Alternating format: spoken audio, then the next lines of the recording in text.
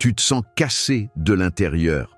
Tu n'oses plus prendre ta place, tu te compares aux autres en te disant qu'ils sont mieux que toi et tu as l'impression de gâcher ton potentiel alors qu'au fond, tu sais que tu vaux plus que ça. Ce n'est pas parce que tu es faible, paresseux ou trop sensible. C'est souvent parce que tu portes des blessures intérieures qui sabotent ta confiance depuis des années sans même que tu t'en rendes compte. Dans cette vidéo, on va voir ensemble ce qu'est une blessure intérieure, comment elle détruit ta confiance, les erreurs qui t'enferment dedans et un chemin concret en plusieurs étapes pour commencer à guérir et reconstruire ta confiance de l'intérieur. Une blessure intérieure, c'est une plaie émotionnelle qui s'est créée à un moment de ta vie, souvent dans l'enfance, parfois à l'adolescence, quand tu as vécu quelque chose de trop douloureux pour toi. Rejet, abandon, humiliation, trahison, injustice. Sur le moment, tu n'as pas forcément eu les mots pour le dire. Tu as simplement ressenti « je ne suis pas assez, je ne suis pas aimable, je ne compte pas, je dois me protéger ». Au lieu de cicatriser avec le temps, cette blessure s'est installée. Aujourd'hui, tu ne revis plus la scène, mais tu revis la douleur. Ton corps, ton cerveau, tes émotions réagissent encore comme si tu étais ce petit garçon ou cette petite fille en danger. Tu fuis, tu te refermes, tu fais semblant que tout va bien, tu portes un masque, mais à l'intérieur, ça continue de faire mal. C'est ça, une blessure intérieure. On peut décrire les blessures de différentes manières, mais il y a 5 grandes familles qui reviennent souvent. Le rejet, l'abandon, l'humiliation, la trahison et l'injustice. Blessure de rejet. Tu as l'impression de ne pas être désiré, pas à ta place. Tu te dis souvent « je dérange », « on ne veut pas de moi ». Blessure d'abandon. Tu as peur qu'on te laisse, qu'on t'oublie, qu'on t'aime et qu'on parte. Tu t'accroches aux gens ou tu coupes tout avant de t'attacher. Blessure d'humiliation. Tu as souvent honte de toi, de ton corps, de ce que tu fais. Tu te rabaisses avant que les autres ne le fassent. Blessure de trahison. Tu as du mal à faire confiance. Tu contrôles, tu surveilles, tu crains qu'on te plante un couteau dans le dos. Blessure d'injustice. Tu as un besoin énorme de tout faire parfaitement et tu supportes très mal qu'on te juge ou qu'on te critique.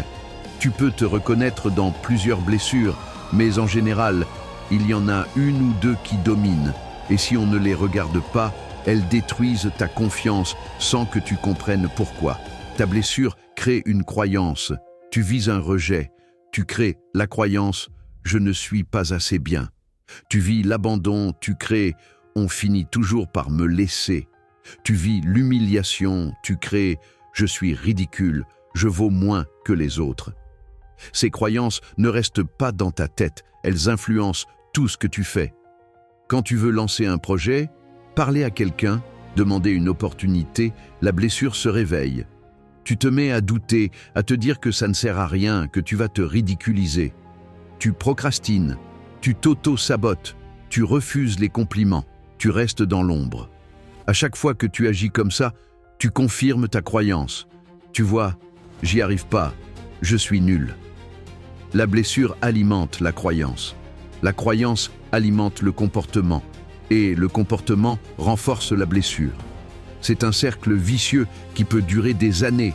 La première erreur, c'est de chercher de la motivation par-dessus une blessure non traitée. Tu regardes des contenus motivants, tu te promets que demain tout change, tu te fais des plans d'action. Et au bout de quelques jours, tu retombes. Tu crois manquer de volonté, alors qu'en réalité, ce n'est pas un problème de volonté. C'est comme essayer de courir un marathon avec une cheville fracturée. Tu peux mettre les meilleures baskets et écouter la meilleure musique. Ça ne change rien au fait que ta cheville est cassée. Avec les blessures intérieures, c'est pareil.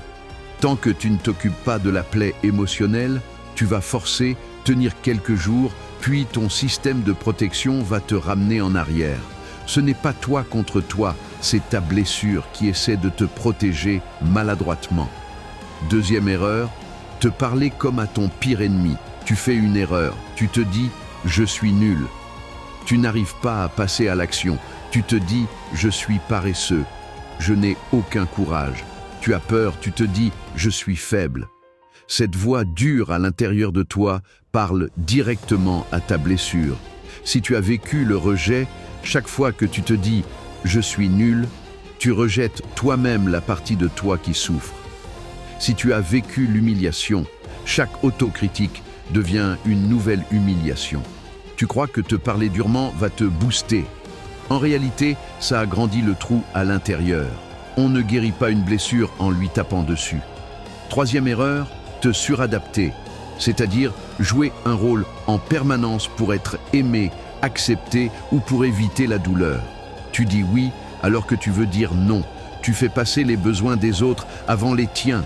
Tu minimises tes envies, tes rêves, tes opinions pour ne pas déranger. Tu essaies d'être parfait, fort, drôle, peu importe, du moment qu'on ne voit pas ta vulnérabilité. À court terme, ça te protège. Moins de tensions, moins de conflits, moins de risques de rejet. À long terme, tu t'éloignes de qui tu es vraiment. Et plus tu t'éloignes de toi, plus tu perds confiance. Au fond, tu sais que la personne que les autres aiment, ce n'est pas vraiment toi, c'est le masque. Et ça fait très mal. Première étape de guérison, mettre un nom sur ta blessure. Pose-toi quelques questions. Dans quelle situation je réagis de manière disproportionnée? Quand je souffre, qu'est-ce que je me dis sur moi-même? Est-ce que j'ai plus peur qu'on me rejette, qu'on m'abandonne, qu'on m'humilie, qu'on me trahisse ou qu'on soit injuste avec moi? Tu n'as pas besoin d'un diagnostic parfait. L'idée, c'est simplement de voir, là, ce n'est pas juste moi qui suis bizarre. C'est ma blessure de rejet, d'abandon, d'humiliation, de trahison ou d'injustice qui se réveille. À partir de là, tu arrêtes de te définir par ta blessure. Tu ne dis plus « je suis nul », tu dis « je suis blessé ». Ce n'est pas du tout la même chose. Deuxième étape, apprendre à observer ta blessure sans te juger. La prochaine fois que tu te sens submergé, que tu te refermes, que tu as envie de fuir, que tu te sens petit, au lieu de te dire « arrête de dramatiser », essaie plutôt « là je sens que ma blessure réagit. C'est normal que j'ai mal parce que j'ai déjà vécu ça. Je suis en sécurité maintenant, mais mon système est encore en mode protection. » Prends le temps de respirer, pose une main sur ta poitrine ou sur ton ventre et laisse l'émotion passer. Ton but n'est pas de l'écraser, mais de lui faire de la place. C'est une façon de dire à ton moi blessé, je te vois, je t'entends, tu as le droit d'exister. C'est le début de la réparation. Troisième étape, changer ton dialogue intérieur. Demande-toi, si mon meilleur ami vivait ce que je vis, est-ce que je lui parlerais comme je me parle à moi? Est-ce que je lui dirais, tu es nul, tu es pathétique, tu n'y arriveras jamais? Commence à te parler comme tu parlerais à quelqu'un que tu respectes et que tu veux aider. Par exemple, je comprends que tu aies peur. Avec ce que tu as vécu, c'est logique. Tu as le droit de te tromper, ça ne change pas ta valeur. Même si tu n'y arrives pas aujourd'hui, tu restes quelqu'un de précieux. Au début, ça va te paraître faux parce que tu n'es pas habitué. Mais à force de répéter ce nouveau discours, ton système interne va comprendre qu'il n'est plus en danger et qu'il peut commencer à se détendre. Quatrième étape, passer de l'intérieur à l'extérieur avec des micro-actions. La confiance ne se construit pas uniquement dans la tête, elle se construit dans l'action. Mais il s'agit d'actions alignées avec ta vraie valeur, pas avec ton masque. Ça peut être dire non une fois, là où tu dis toujours oui. Oser donner ton avis dans une discussion, t'autoriser à te reposer sans culpabiliser, t'inscrire à une activité qui te fait peur mais qui te fait envie, envoyer un message à quelqu'un que tu admires. Chaque micro-action envoie un message à ta blessure. Je compte, ma voix compte, mes besoins comptent. Chaque jour, tu poses un petit pansement, une brique de confiance. C'est lent, ce n'est pas spectaculaire, mais c'est durable. Pour savoir si tu es sur le bon chemin, observe ces signes. Tu dis non un peu plus souvent, même si tu as encore peur de décevoir. Tu te compares moins, ou quand tu te compares, tu souffres moins longtemps. Tu acceptes parfois les compliments sans les rejeter immédiatement. Tu te pardonnes plus vite quand tu fais une erreur. Tu oses lancer des choses même en ayant peur, au lieu d'attendre d'être prêt. Tu n'es pas devenu une autre personne et tu n'es pas guéri à 100%. Mais tes réactions changent petit à petit. La vraie guérison, ce n'est pas ne plus jamais avoir mal. C'est ne plus être dirigé uniquement par ta blessure. Tu peux décider d'arrêter de subir tes blessures et de commencer à les regarder en face. Ta blessure ne définit pas ta valeur. Elle explique tes réactions, tes peurs, tes blocages, mais elle ne dit rien de ce que tu es capable de devenir. Aujourd'hui, tu as des mots pour décrire ce que tu ressens et un début de chemin.